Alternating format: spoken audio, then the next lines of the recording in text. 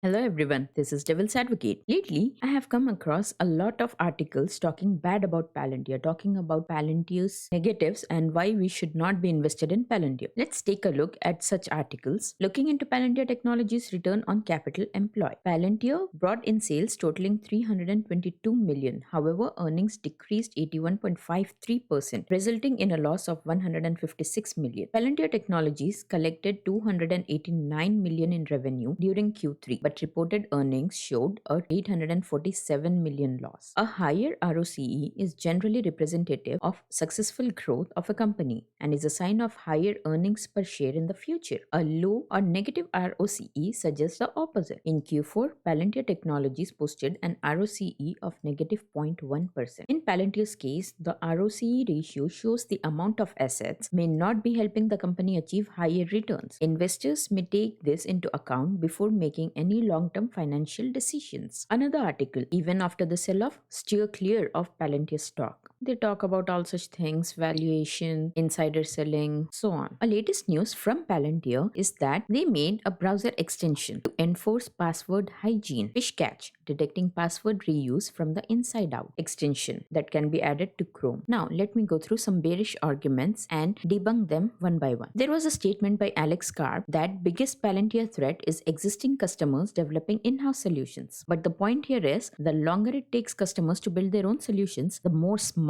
Palantir's AI becomes. So, this will keep the customer in Palantir ecosystem. Plus, there is a law that US government must first use third-party solutions, and only if they don't work, then they can spend money and time on in-house solution development. Point number 2. It's very hard to be accepted into Palantir. The interview process is intense and only few can get in. Plus, it's a well-known fact that the employees are paid on average less overall than some of the bigger tech companies, and that means larger workload per employee. The point to note here is Palantir is not really a company you come work for because of short term. They are looking for people motivated and passionate about the mission, and not just for the salary. They are looking for people who can organize and synthesize data to solve incredibly hard problems and change the world. Plus, Palantir offered huge stock-based compensation to their staff, causing the apparent non-profitability. SBC have been used by Google and Amazon in the early days to encourage staff to stay and grow with the company. SBC is possibly a sign of conviction by executives that Palantir is going to grow in the future. Next, there is an argument about Palantir's lack of profitability. But if we see, Tesla and Amazon were both unprofitable for about 20 years. Yet, they are arguably two of the most successful companies in the world. And to second that, let's take a look at Peter Thiel's video where he talks about Google being a $50 billion company and not innovating anything. But there's sort of the exception to the rule that we don't have enough innovation, so you have to avoid confusing the specific and the general. Google is a great company. It has 30,000 people. They have or 20,000, whatever the numbers. They have pretty safe jobs. On the other hand, Google also has 30, 40, 50 billion in cash. It has no idea how to invest that money in technology effectively, and so it prefers getting 0% interest from Mr. Bernanke.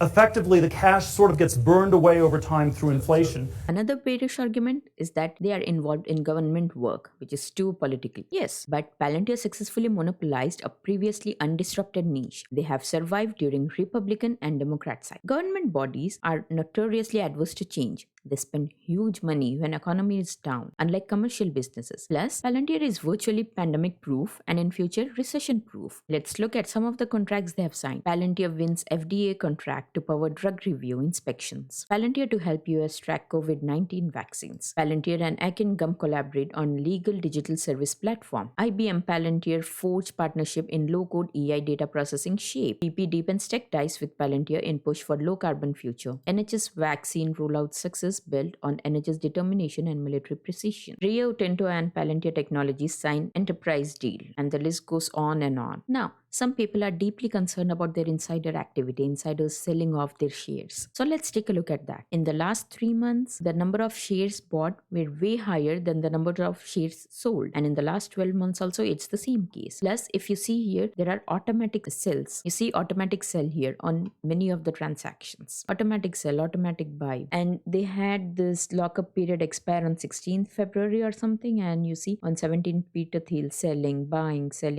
automatic sell, automatic buys. So to understand this better, here is a video you can watch, but let me quickly read out something about Rule 10b-5-1. So what is it? Rule 10b-5-1 specifies that a purchase or sale constitutes trading on the basis of material non-public information, where the person making the purchase or sale was aware of material non-public information at the time of purchase or sale was made. Any person executing pre-planned transactions pursuant to a Rule 10b-5-1 plan that was established in good faith at a time when that person was unaware of material non-public information as an affirmative defense against accusations of insider trading, even if actual trades made pursuant to the plan are executed at a time when the individual may be aware of material non-public information that would otherwise subject that person to liability under Section 10b of the Exchange Act or Rule 10b-5-1. So what are the benefits of this rule? Greater certainty to insiders in planning securities transactions, potentially less negative publicity around associated with insider sales. So basically, it's a random date that they select to sell or buy their shares. The insiders cannot decide what day the shares are bought or sold, and hence it's an automatic sell or automatic buy. And one of the reasons that insiders sell their shares is that they don't believe in the company anymore, but there are tons of other reasons. For example, an executive who receives a significant portion of his compensation in stock options may set up a Rule 10b-5-1 plan to diversify his holdings. An executive who needs liquidity to pay for the college expenses of her children might set up a Rule 10b-5-1 plan to sell stock several weeks before each tuition payment is due. A director may establish a Rule 10b-5-1 plan to purchase issuer shares to satisfy stock ownership guidelines, so on and so forth. So, insiders selling their shares argument is not good enough for me. Plus, I would like to bring to your notice this particular sentence from Palantir's CEO. We're in this for the long haul. If you are speculating or you are, or you're thinking about this short term, there are plenty of other things to invest in. We're building the company we believe in. We're going to do it for the long haul. There'll be ups and downs. My lawyers won't let me say more than that, but it's obvious. And if you want something else, it's a huge world. Buy some other stock. You don't have to buy Palantir. No one's forcing you. We're completely liquid. Do something else. So, Alex Karp sounds somewhat like Elon Musk when he said, really, the problem is like people get too focused on like what's happening in the space of a few weeks or a few months. Maximum of investing should not be focused on short-term things. You should be focused on long-term things. So these people have similar mindset, I feel, and hence I started to believe in Palantir even more. Plus, it's no secret that Cathie Wood is loading up on this stock. So all these things made me very bullish about this stock, but please do your own research before investing. Thank you.